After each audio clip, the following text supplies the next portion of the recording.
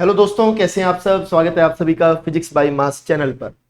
बच्चों, हम लोग HCV सर द्वारा लिखी गई कंसेप्ट ऑफ फिजिक्स को लाइन बाय लाइन पढ़ रहे हैं, जिसमें हम चैप्टर 4 द फोर्सेस में आज next article section 4.3 electromagnetic force की बात करने वाले हैं। इससे पहले बेटा हमने ग्रेविटेशनल फोर्स देख लिया है। अलग अलग फंडामेंटल फोर्सेस की यहां पर हम बात करने वाले हैं। तो चलिए सीखते हैं व्हाट इज इलेक्ट्रोमैग्नेटिक फोर्स, जिसमें HCV सर यहां पर लिखते हैं over and above the gravitational force Gm1m2 by r², जो हमने लास्ट लेक्चर में सीखा था। द पार्टिकल्स में exert upon each other electromagnetic forces, कि ग्रेविटेशनल फोर्स के अलावा इलेक्ट्रोमैग्नेटिक फोर्स भी लग सकता है।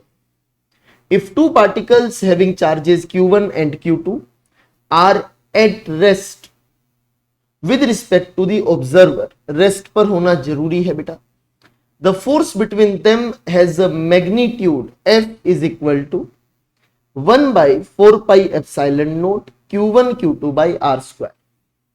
1 by 4 pi epsilon naught बिल्कुल वैसा ही जैसा यहां पर G था। मास के मल्टीप्लीकेशन की जगह यहां पर चार्जेस का multiplication divide by r², similar दिखने वाला फोर्स है फॉर्मूला वाइज। बट इस फोर्स का ग्रेविटेशनल फोर्स होने का कारण था मास, एंड दिस इलेक्ट्रोमैग्नेटिक फोर्स इसके होने का कारण है चार्ज। रेस्ट पर होना चाहिए क्योंकि ये इलेक्ट्रोस्टैटिक फोर्स भी कहलाता है।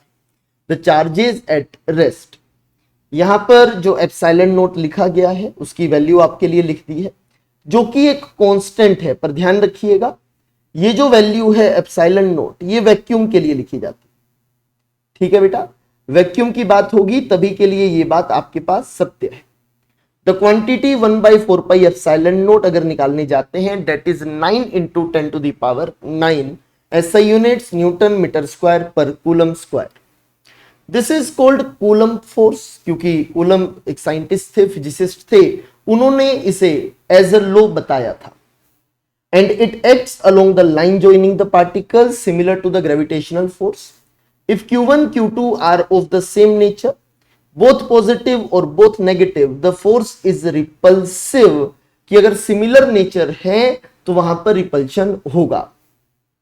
Otherwise it is attractive, positive negative, negative positive में अट्रैक्शन रहेगा।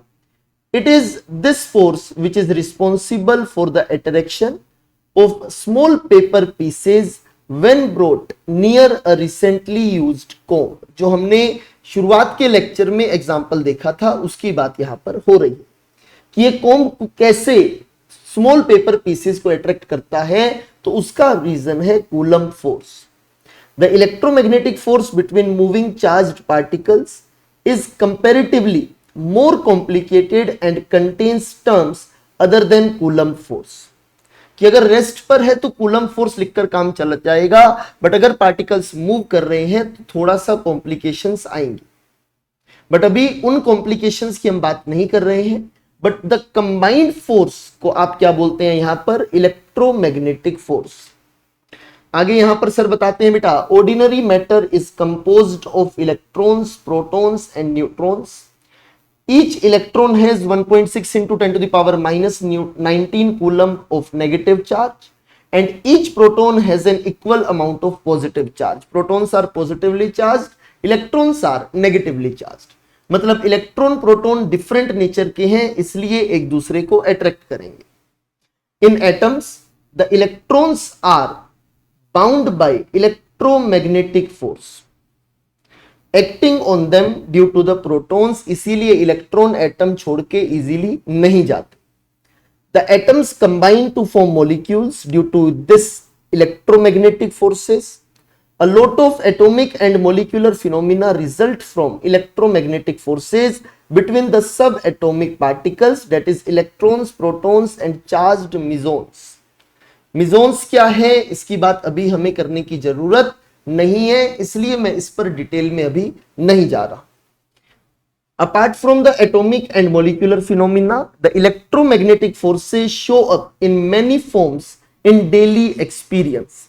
Some examples having practical importance given below, इनको ध्यान से हमें सीखना होगा। कौन कौन से एग्जांपल्स हैं बेटा? पहला, force between two surfaces in contact.